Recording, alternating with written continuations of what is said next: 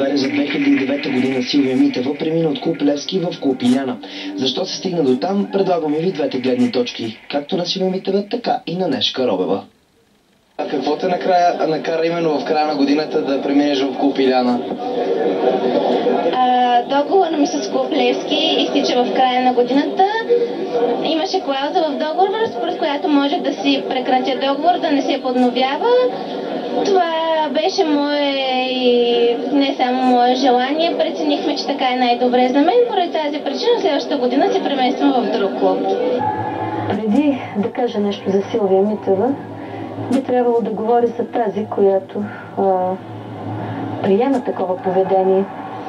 Аз съм работила с състезателки от всички клубове в България.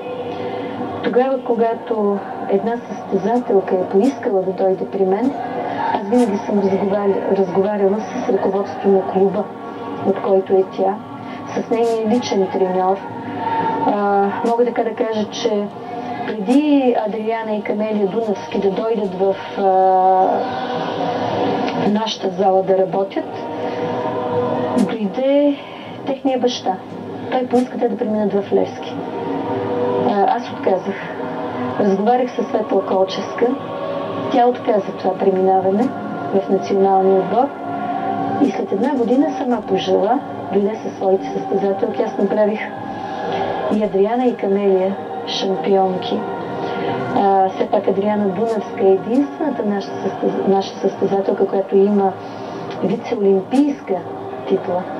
И аз знам като треньор на Левски какво ми костваше да доказвам, че Адриана Дунавска, независимо, че от ЦСК на първо място е национален състезател. Така че, ако другите треньори или президенти на клубове разсъждават по този начин, това значи, че са запазили някакъв морал. При условие, че няма морал между възрастните, за какво става въпрос? Тоест, ние стимулираме към такова поведение. Силвия Митева определено се страхува, че ако не е в клуб Иляна, тя няма да бъде на Олимпийски игри. Аз си казвам, желавам и успех. Но по този начин нещата никога не стават. Тя трябва това нещо да знае, че спорта иска морал, иска устойчивост. Тя устоя всичките тези години, докато точно жената, при която преминава сега, я отхвърляше. За нея беше забранено дори да се яви на контрол. Аз имам такава папка, преписка с федерацията. Те обявяваха, че тя е най-некадърната, че тя е грозна, че тя е късокрака, че тя е такава. Тогава Левски стоеше за нейния гръб. Ние бяхме до нея. Семейството живееше в тази зала. Това, като те са поискали, са получили. Сега тя решава, че ще спаси участието си на Олимпиада. Желая успех. Ако това е била нейната цел, защото Силвия беше еталон за морал и за устойчивост.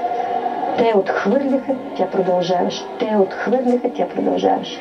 И тя получи така заслужено от съдбата това участие и тази класация. От тук нататък тя просто само едно нещо трябва да знае, че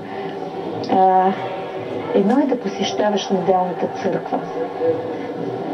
Тъй като семейството е прекрасно. Нали, бивша моя състезателка, бащата също треньор по гимнастика, те всяка неделя отиват на църква.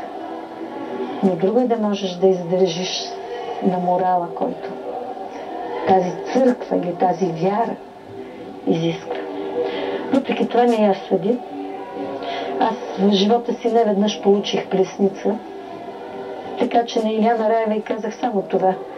Твоята алчност ще те унищожи. Защото ти унищожаваш със своето поведение хора.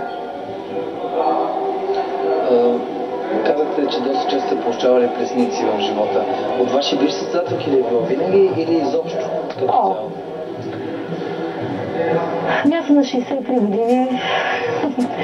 Редки са случаите, в които не съм се разочаровала от някого, но хубавото е, че даже като съм разочарована, аз просто ги забравям. И много бързо забравям нещата и след това пак като ме ушамарят от сам, пак се пласеферя. Но това е нещо нормално.